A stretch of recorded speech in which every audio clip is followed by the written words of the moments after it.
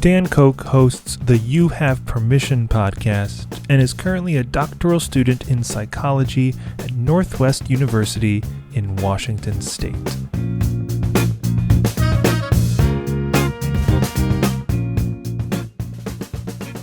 Hello, everybody. This is Trip, and in this session, you don't just get to meet one of my friends, and you don't get to meet my smartest friend because you already met Sarah Lane Ritchie, but you get to meet my coolest friend that's joining this summit, DanKoch. He used to be a rock star, and now he's not just a theological podcaster. He's a doctoral student in psychology who's doing a ton of research around spiritual abuse.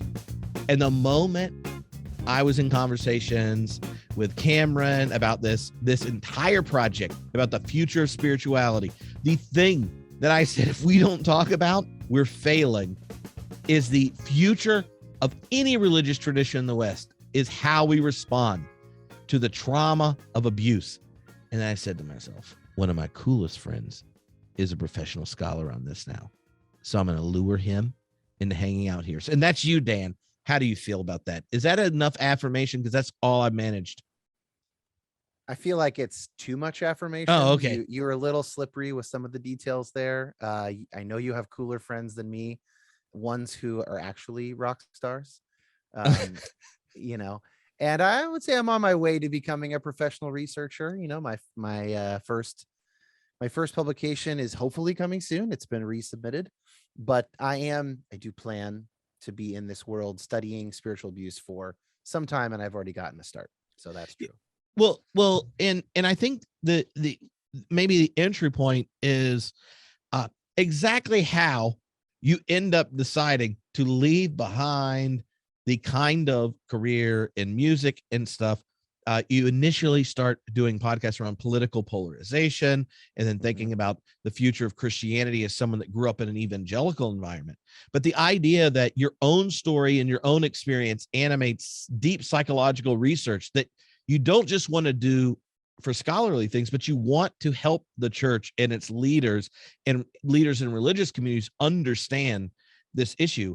What was that origin story? Like Martin Luther in the giant storm, and he falls on the ground. Well, if I don't die, I'm going to go to the monastery. Like, you didn't almost die, but you thought God might be coming to get you. So I did. I thought that my life would be ending soon. Yeah. So when I was in sixth grade, when I was 11, 12, I was given a book by someone, some well-meaning evangelical adult that was, and I have not been able to track it down, but it was called something like 95 Reasons Jesus Will Return in 1995. And it was a play on the very popular pamphlet 88 Reasons, which I think sold over 1 million copies in the 80s. And, was, of course, updated to get the better info. But at that age in sixth grade, as a kid who had already experienced panic attacks, starting at least 3 years prior, that's my earliest memory, the end times predictions, Antichrist, Jesus returning, this kind of a thing became, for me, my lifelong number one panic attack trigger. And it started there in sixth grade. And the way I would say it now is that was a developmentally inappropriate time for me to be given something like that. I was not in a place where I could emotionally, cognitively process something like the world ending in 6 months. It said September 1995. It was quite specific. And so I had panic attacks every night for at least a month. Just had a really rough time with that. And so when I did eventually get into this doctoral program, started thinking about my dissertation, I wanted to do a dissertation about that, like about end times teaching and mental health, maybe trauma, whatever.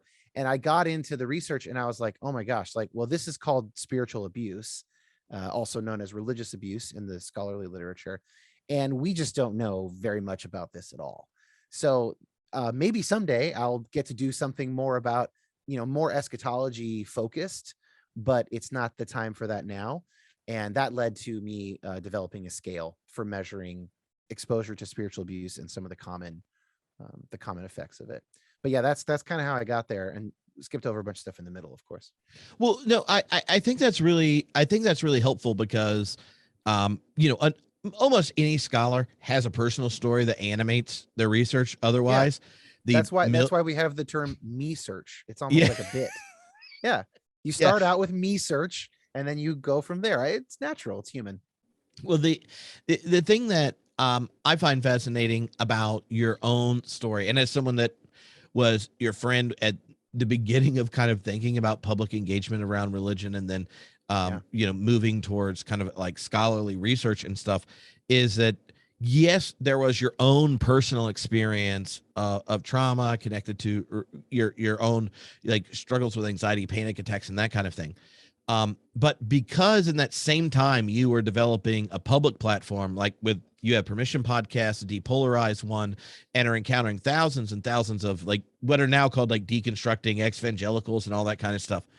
You heard tons of other stories where there was like a family resemblance between the way they encountered their religious stories. It may not have been, you know, 95 or 88 or whatever number of reasons he's coming and what, right? Like in some sense, like someone hands you that book because they really believe it and they really care and want you to be ready. But it has this impact, right? You named the issue around age and all that kind of stuff. But the other laundry list of traumas that keep becoming more and more public, some of them are failures of protection in a system.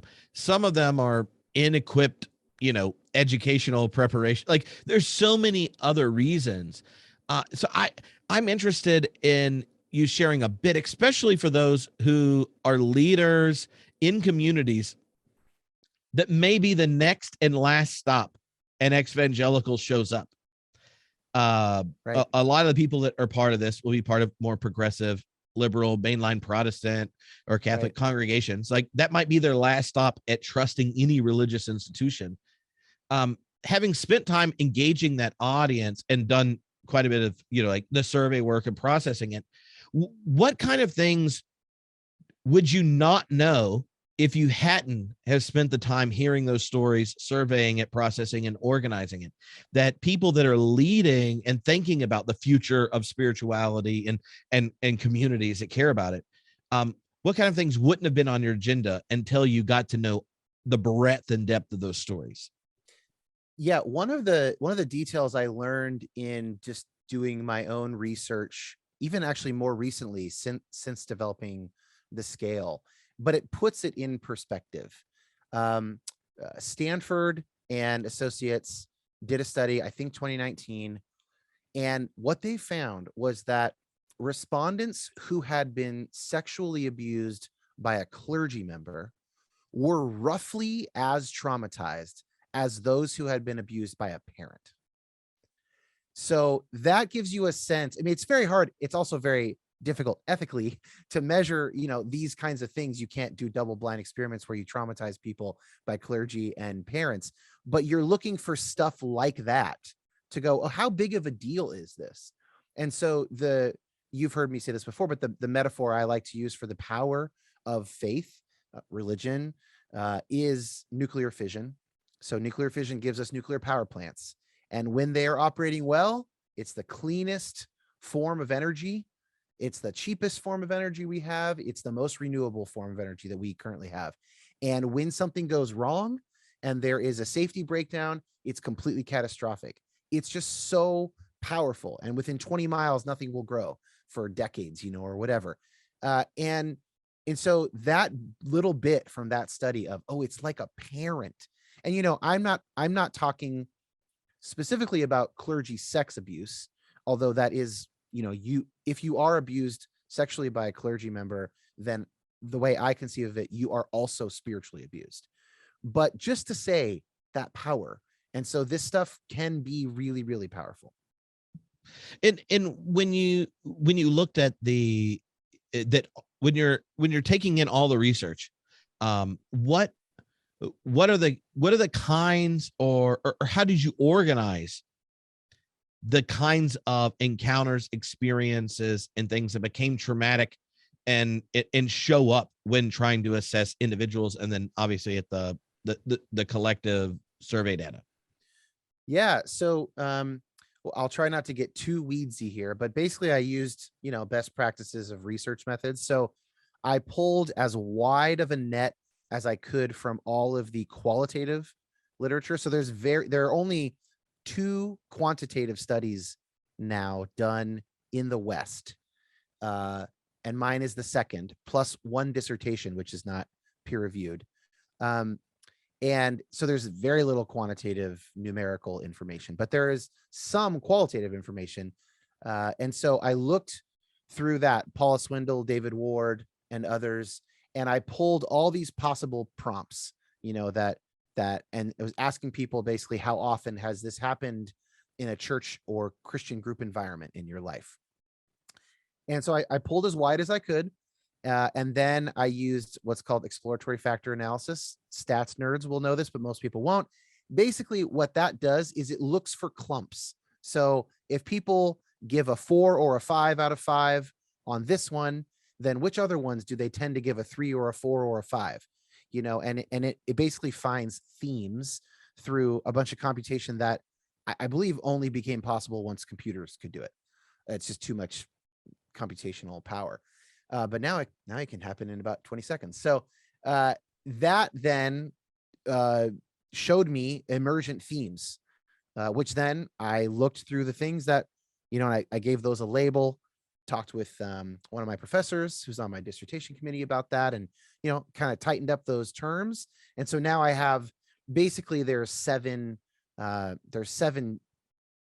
types, really. It's 5 types and 2 very common forms of consequences, effects. So there's like 5 types of external things that might be spiritually abusive, and 2 internal effects. And then there's also some stuff around purity culture and sexuality that was not in the qualitative literature, but that I believe might represent its own type, that I would eventually like to try and add that in and see if that fits.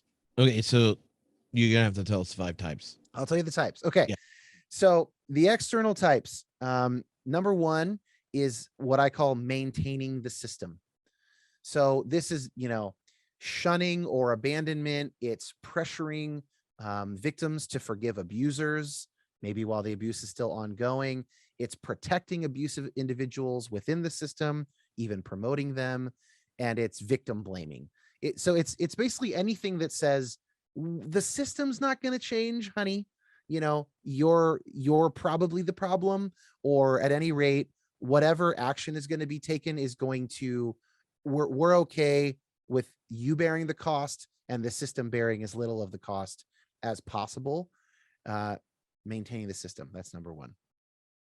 Do you want to chat about each of them, or you want me to just go through it? Well, I think you should lay them out, because as you've experienced, often my rejoinders are detours. Yeah. Okay. All right. I'll get through them. Number 2 is called embracing violence. So when I received, these vivid predictions, descriptions of the end of the world, being exposed to, for instance, Thief in the Night, these early tribulation videos, movies, low budget movies at a young age, hell houses. So it's using terror and horror to sort of motivate decisions, especially with young children. But it's also contained in this. The reason it's embracing violence is anytime scripture is used to basically condone violence, either in general, war, other kinds of violence, or potentially abusive child parent behavior. Spanking is one of those things that, that might show up on here. Sort of your mileage might vary on that. But the other stuff, sort of so become a Christian because all these horrors await you, and we're going to make sure to do that while you're a kid and you can't really process all of that. Number 3 is controlling leadership. And this is basically, there are kind of two aspects of this. One is that pastors are really put on a pedestal. So people sometimes, they experience extreme pressure to take on the role of pastor or missionary or spiritual leader of some kind. And then also those pastors have a lot more control. So they have a direct link to God. Sometimes this might be a pastor explicitly claiming to speak for God, monitoring behavior of parishioners, being expected to follow personal rules about like dating, sex, marriage. I was just watching that Hillsong, a megachurch exposed show, which is currently on Discovery Plus, which I have some mixed thoughts about, but I thought it was interesting that in the second episode, when they're talking about Carl Lentz in his previous gig before he was Hillsong, one of these people who's talking about said, I slept with my boyfriend, and they had this whole meeting we came into, and he laid out all these very specific rules for how we could date and be involved. And I was like, that's a survey item. That's on my scale. Like, obviously I'm laughing because it's so specific, but it's of course very sad. So that's controlling leadership. The next one that didn't make the scale, it didn't make the actual scale because of complicated sort of statistical reasons, but it is a theme, is medical care. And so this is something like prayer replacing medical care, not giving medical care, maybe Jehovah's Witnesses, blood transfusions, that kind of thing, or also disincentivizing mental health care. So depression is demonic. You don't need to see, a clinician about this kind of thing. The fifth and final of the exterior types is discrimination. So this can be gender, this can be sexual orientation, this can be racial discrimination, this could be ableist discrimination, right? So basically being treated as less than in some capacity, or being denied opportunities to serve in a church context because of one of these identities that you might have. And then there are the two internal types, basically themes that we find. And the first is kind of a broad sense of internal distress. So what we find is that people who have experienced more of this spiritual abuse, they tend to feel isolated. They can experience self-loathing. There's sadness over the loss of their community. They can feel a lack of spiritual purpose or direction. They can feel angry, and like I have done, they can even avoid religious meetings to sort of avoid distress. And then the last one is what I call harmful God image. This is one of the most interesting findings to me, but this is where somebody actually feels like, it's not that God doesn't exist or something. It's not that they just go to atheism. They actually think, oh, God's maybe bad. Like maybe God is the villain.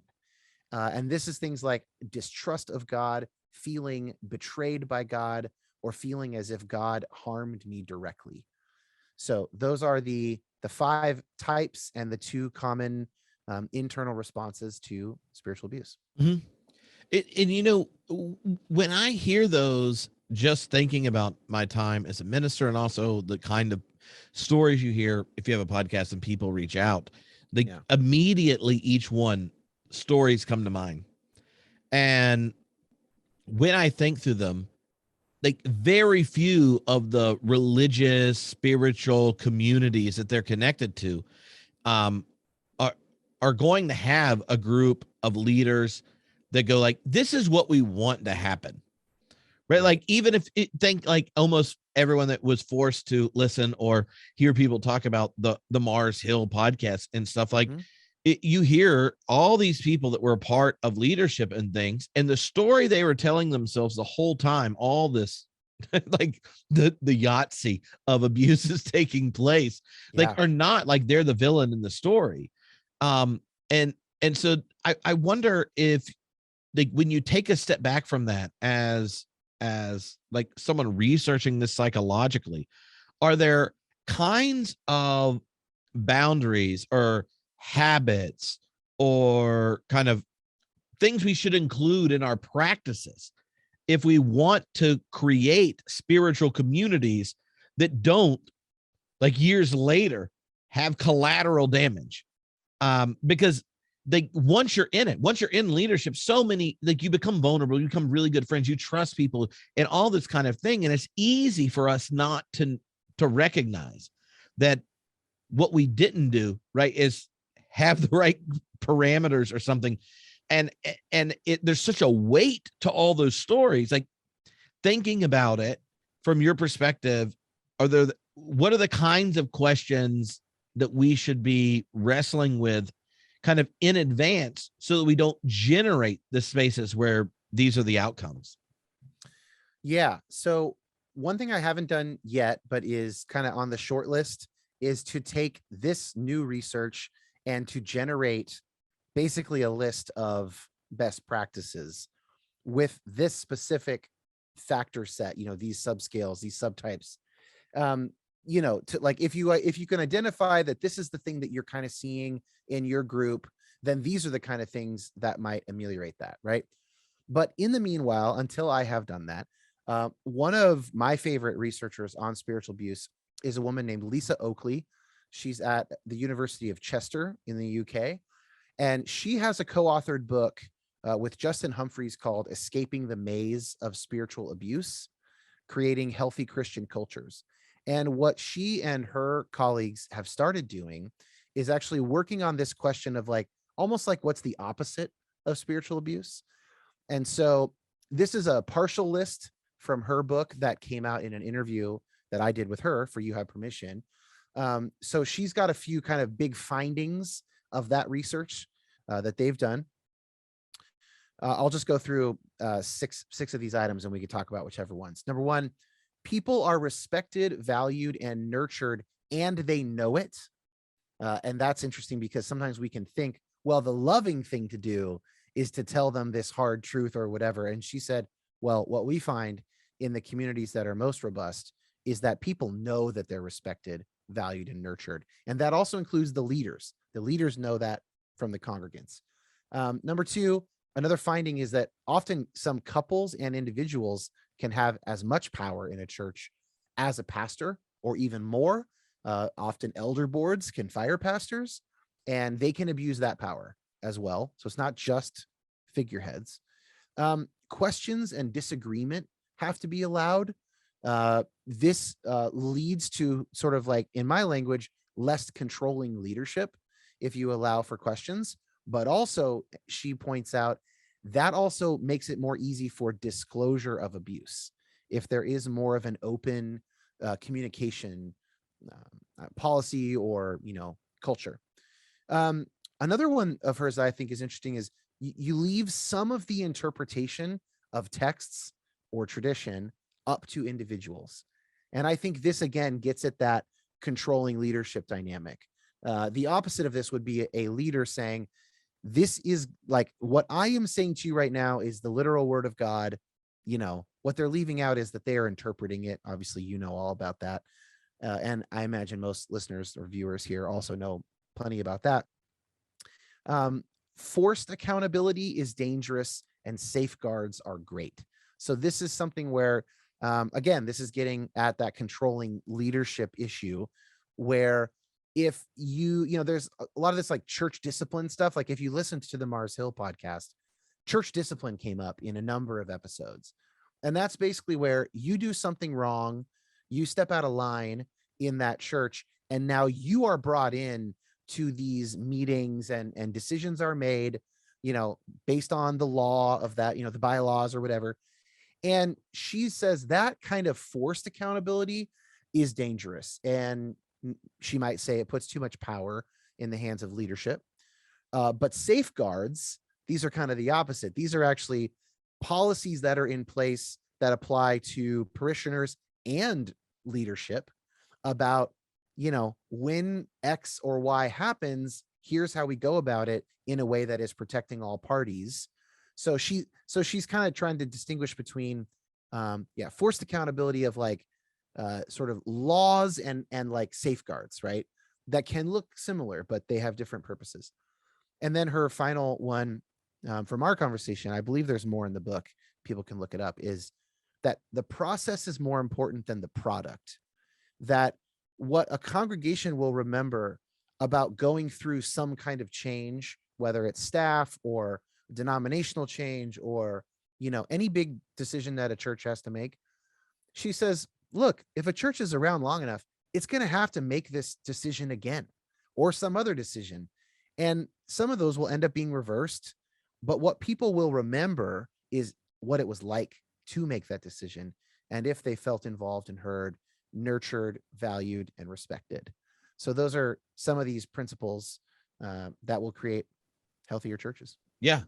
I think those are really helpful. And if you haven't been in the right context, it's hard to overstate just how many people are bearing shame and pain and trauma from religious communities who gave them, in some sense, the gift of a divine encounter and the burden of violence and harm. Yeah. And that just leaves such a complicated legacy. And some of them are those intimate, personal types of situations.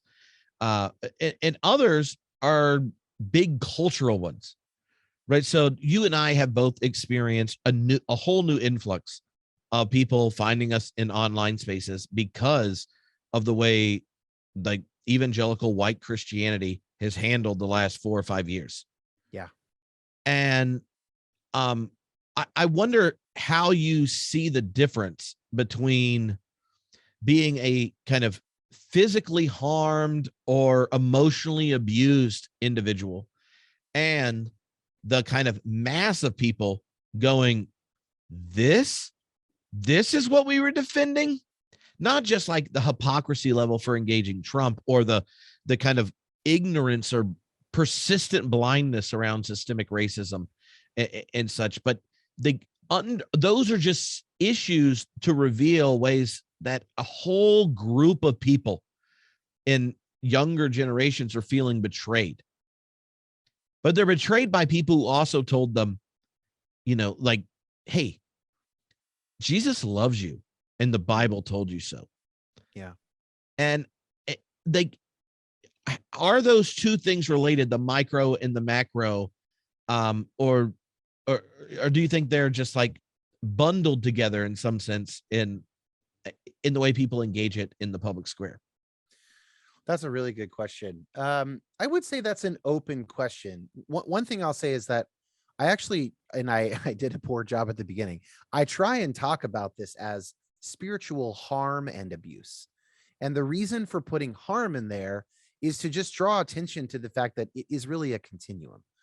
And so somebody could be in a church, recognize all 7 of those, subtypes and experiences, but recognize them to a small degree. They can be like, oh, yes, I was harmed by that in some way. Like the way that I would say it is, I think I had spiritual abuse at the hands of that adult who gave me that book. But in my last church, where I left at a time I didn't want to leave, I would say there was some harm, but I wouldn't call it abuse. And I don't think I was traumatized by it, for instance. So that's one thing, is that we can just recognize that it's definitely a continuum. And so people can recognize it without it upending their lives. The real question is, what's the relationship between this kind of spiritual harm and abuse and sort of a more broader, my rephrasing would be like recognizing the deep failure in many respects of this monolithic, near monolithic 50 million person religious movement, or I don't know, maybe that might be a low number, it might be a high number, but it's a lot of people. And as a big enough group that it felt unassailable in being in the midst of it, even as a teenager, not just as a kid, of like, yeah, we are obviously doing the Lord's work here as American evangelicals, even though we wouldn't use that word. And I would say that I think the way that I would put them together is what people are figuring out when people are figuring out the role that spiritual harm and abuse played in things. I would conceive of that as one of many sort of separable, in theory, sort of critiques or lenses through which they can look at this disappointing experience or traumatic experience, depending on person to person. Is that just like a cop-out answer? No, I just think that there's a that's helpful, and I'm asking the question in some sense because the volume of people who will hear an individual story and then associate it with their own experience, it may not be as well, if you're drawing a line between harm and abuse, right? They may not be a victim of abuse. They experience harm in a spiritual context. Yeah. That oftentimes in the public square, they get amalgamated. And Right. I know individuals that, at least from our conversations, that distinction isn't a live and operative one. And I know I have distinctions that other people think would be important for me to make, and I don't. Yeah. but Sure. like, there's a difference when it goes to the kind of questions and distinction you draw when you're doing research, and then the kind of ones you think of drawing when you're looking at the larger picture. And for people that are asking questions about the future of spirituality, it seems to me that the legacy of those that have been harmed is amplified because of the volume of those who have been abused. And that shapes what it means if you want to take seriously the responsibility of being leaders in a religious and spiritual context. And if you want to engage people who have been harmed and or abused, then you have to take seriously just how that community of individuals have renegotiated their relationship with those institutions. And it's so easy, right? For me, like, I remember hearing stories, and I was working at a UCC church that was big enough to have like severe oversight and a counseling center on our campus and that kind of thing, where there are all these follow throughs and all the safe church policies, and you hear stories and you go, what, how did that happen? But then I also worked at, you hear legitimate stories about, like, somebody at that church still did this thing even with all those safeguards. That's what you're saying? that human beings, Sure. Human beings are, I mean, it shouldn't be a surprise to any religious tradition. Human beings have some serious issues. Yeah. Right? And there might be a little bit of like a built-in risk reward thing. This is another open question for me, is like, to what extent we should think of the religious project, or rather variations on the religious project, through a lens of risk reward, where we might put some kind of mainline Protestant type stuff over here, and then like some flaming Pentecostal stuff over here. And, like, it's one of the ways you can think about it. Low risk, maybe low reward, depending on your personality type. Higher risk, you could have a very charismatic person with no safeguards, but the people who really resonate with that worship experience would tell you it's a high reward. This is more like future research questions. I don't have any data on that. But it's one of the ways that I think about applying this stuff to actual lived spirituality. Mm-hmm. So one of the last features you gave there was process over product. Like, the people remember how things took place rather than the actual decisions. Your podcast is called You Have Permission. Mm-hmm. I mean, that seems like a very process over product podcast. My podcast is more of a process over other options podcast.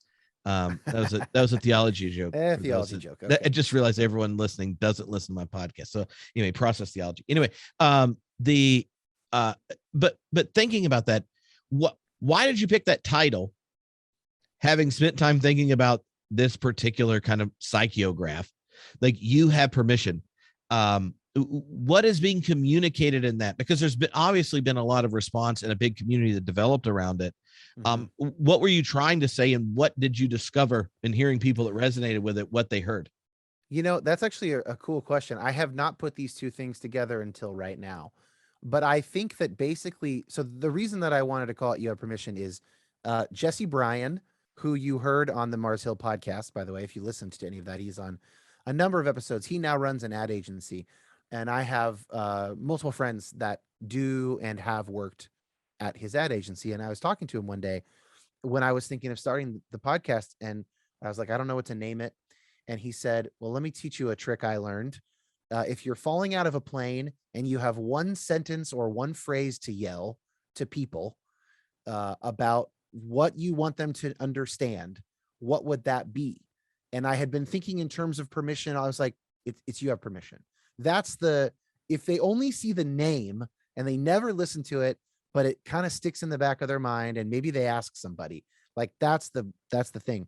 And what I meant at that time anyway, especially, was I was really focused on sort of the plurality of options, sort of like those Zondervan 4 Views books that you see. I thought the first step is just to acknowledge that there are 4 to 6 views on any of these things that people claiming the name of Christ differ on. And what a lot of people end up getting in their particular local context is blinders to just other Christians, much less other faiths, right? Just other Christians, even other Protestants, or whatever, right? So now putting them together, I think that what I was seeing is that I could actually look through especially 4 of those first 5 types, maintaining the system, that there is a sense in which people are disincentivized from thinking outside of the particular system they're in, that some of those systems embrace violence and terror and horror, but there are alternatives to those systems, that some of those systems have very controlling leadership. And this would be where a pastor would say, I'm speaking a direct word from the Lord. Our church gets it right. Other churches are wrong, and then being like, okay, on what basis? So you have permission to question that. Discrimination as well. That comes up because of all the theological positions around, especially around gender and sexuality, but other things as well, where, hey, this is what the text says, and this is what, whatever. And so this is what God wants. God wants of women not to be pastors, not to have authority over a man. These kinds of things, like, you have permission to go, hey, so if I were to, this is how I like to think of it. Hey, pastor, so if I were to put you in a room with the founder of Foursquare, who's a woman, you think you could win that debate? And how confident are you that you would win that debate? And if you're not confident that you would win that debate, then why are you so confident that I couldn't be a pastor as a woman? And so that gets to psychology. It gets to like all these mental shortcuts, these heuristics, these cognitive biases that we have, which that would be a trip-worthy rabbit trail. But so I think that's the connection between the title of the show and then what eventually came out of the spiritual abuse research. Mm-hmm. Oh, that's super helpful. Okay, so these are not supposed to be as long as my podcast episodes. So right, here's our final detour. I'm not saying I'm not having a follow-up question, Dan. I'm just saying I'm not starting a new topic. So a lot of people that are participating in this will, like I mentioned earlier, could be like the last stop people have kind of out of any kind of institutional religion. They should be leaving those. And one of the things there's a growing awareness that there's a lot of people leaving in America, the kind of evangelical spaces that have been kind of adjacent to the ugliest parts, and they realize, I guess they were really connected. So what kind of wisdom and advice do you have for people meeting for the first time evangelicals with baggage that might be open to connecting and being blessed in other parts of the church that had never been on their agenda? And I say this as someone who, if people know you well, you got close to converting to Catholicism. You love yourself some liturgies. There's lots of parts of the church that you've found attractive, but having spent a lot of time engaging those, leaving, have left, or about to, for those that grew up in a context that the whole time, we might be rolling our eyes at people with trauma about the end of the world. I'm not trying to minimize it. I'm just saying, like, if you could Sure, not yeah. imagine that, right? What kind of wisdom do you have if we want to actually be welcoming and inviting? Because just as a liberal Protestant, I'd like you to know, sometimes we like to just make sure as we meet you, we knew we were right all along, and we're glad you finally agree with us about your criticism. That's probably not the first step. Right. But if we wanted to make space and give permission and welcome gracefully, what kind of advice do you have? Well, my first thought is just, and this is a little bit anecdotal, but I bet your experience is the same. The people who are leaving evangelical spaces who will actually darken the door of like a mainline Protestant or a Catholic parish or something like that, an Episcopal parish, they are already in the top, I don't know, quarter or something of all those people in terms of their desire to be in a church community.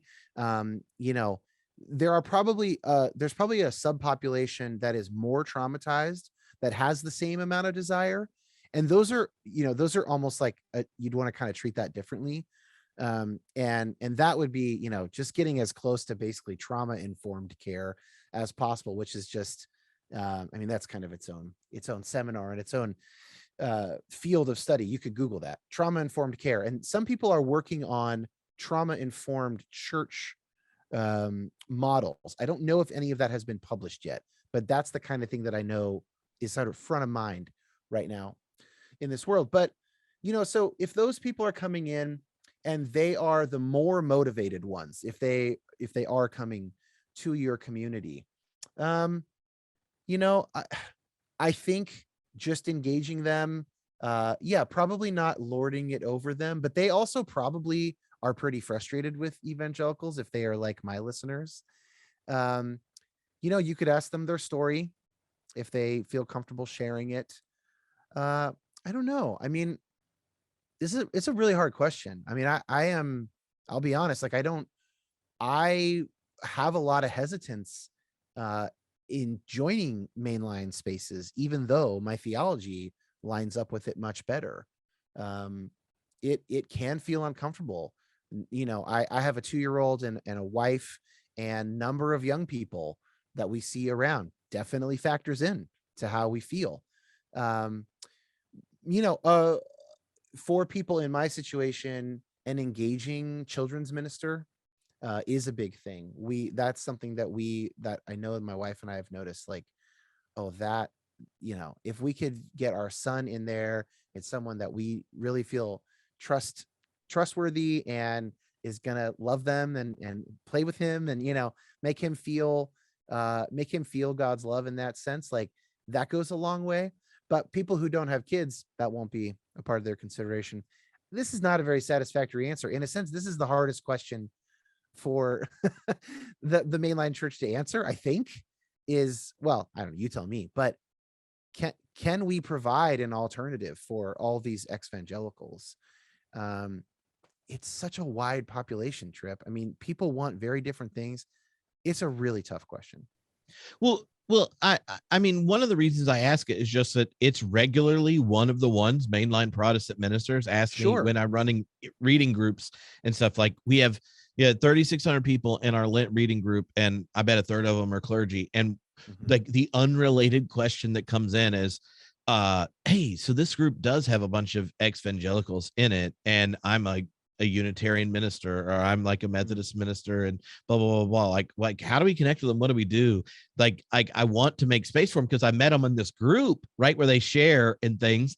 And then they're like saying stuff that I'm like, you sound like my deacons, like your theological questions were like, those are great. I don't even know if I believe it half the time, and I preach.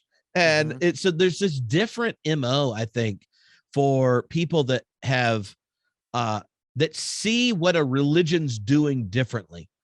And I wonder if there's some way of inviting people into engaging religious traditions differently, where it's not so much, you belong in some sense by patrolling the boundaries And so many, when Right. why I thought of this question is because a lot of those external things, maintaining the system, embracing violence, controlling leadership, all those types of things are like defining the in and out boundary in ways that are harmful.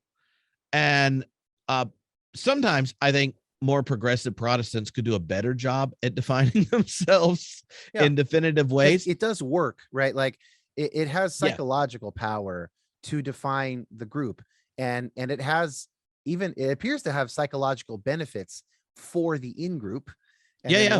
one of the darker sides in the psych of religion research is, well, and sometimes it has negative effects for how the out group is perceived, Mhm. but it's very psychologically powerful to maintain that boundary, and of course it can be catastrophic. Yeah, yeah. And for those that don't know, Dan's shorthand there was like there's a ton of psychological research that having a strong definition, a identity, and a mission gets people to be more animated about what that community is. Right. And one of the things that happens when you can't state your mission and your identity and stuff is the kind of demand that's existentially experienced for the participants minimizes, and then it's treated with that kind of priority, which leads to a lot of the other type of energy issues within religious communities. I have one idea, and this is sort of anecdotal, but I can tie it in a little bit. So recently my wife and I were at the local Episcopal parish near our house, which we like a lot of things about it. And it is a beautiful space. We like the priest, but actually twice in a row, times that we went, there was each time a hymn that was sung, maybe two even, that would fit this description, that we were like, who wanted this song to be sung? Who thought this is a good song in the year of our Lord 2022? And this might have been last year. Who thought this is a good song? I mean, I'm telling you, as a musician, like, it was a bad melody. The lyrics, I'm sure, were fine and had some value to them, but this is a different kind of maintaining the system. It's more like a aesthetic status quo than it is it. So don't hear me wrong. I'm not saying that this is, sort of like victim blaming and all that stuff, but it is a kind of like, it's like, I could imagine that maybe some of the people over 70 like this song, they remember it from their childhood or something, but this is not How Great Thou Art. This was not like a hymn that will make the next generation. This is a crappy song that, when people born before 1950 aren't alive anymore, no one will ever sing this song again. And it just made me think, like, I wonder, I'm not trying to shame the people at the church or anything. It's not a big deal, but it definitely felt like, there's a fine line between, this is the, like, this is the beauty and the mystery and the ritual that we are inviting you into, but we have a way of doing it. And we kneel for the Eucharist, or we put it on your tongue, or we come to the middle of the building with the gospel, and we hold it higher, and we treat it differently than the other readings. Like, I'm not talking about that. I'm just saying, of all the songs you could pick, like, just don't pick the bad ones that, like, anyone under 60 is just gonna not connect to at all. I don't know if that is an answer. And I hope I haven't offended anybody with that answer. Well, I just know I've experienced church staff meetings when discussing what hymns we're singing and made similar points. And I wouldn't say they were all deaf ears, but I mean, know the feels. I'll tell you how my wife took it, and I might be overstating it a bit, but I think she was just like, like, kind of bewildered. I was kind of bewildered too. And it's like, okay, so what, do they want us to like the music? Should it be beautiful? And then we've been other times where it was really beautiful, and other songs that they did were really beautiful. So it's not either or, all or nothing. But I do think there might be a kind of like status quo, that if the mainline church is going to attract some of these evangelicals, now we're liturgical folks, my wife and I. Other people would have an even harder time because they don't want that kind of high church tradition. I don't know that you should change that, whatever. But that one felt kind of like a no-brainer. Like, who is this actually appealing to except the cradle Episcopals? Like, nobody else. Yeah. And maybe you do appeal. Maybe you should appeal to the cradle Episcopals. I don't know the answer to that, Trip. Well, look, I don't either, but I know that I'm supposed to stop talking next. We've already gone for a while, and I feel like this is baiting me into a conversation. No. Look, Dan, I want you to know I love you for who you are. I want to encourage you to become all you can be, and I appreciate you hanging out in an online summit with me. And I hope everyone wants to connect with Dan. You can Google him, DanKoch, but not Coke like the soda. Coke with a K. With a K, K-O-C-H. Also, I have a handout of the spiritual abuse research, the sample, the subscales, and some of the actual clinical screener that's being developed. So I can give you a link, and if people want, they can. Yeah. I can attach it. I can attach it to the thing. So do that. Cool. Awesome.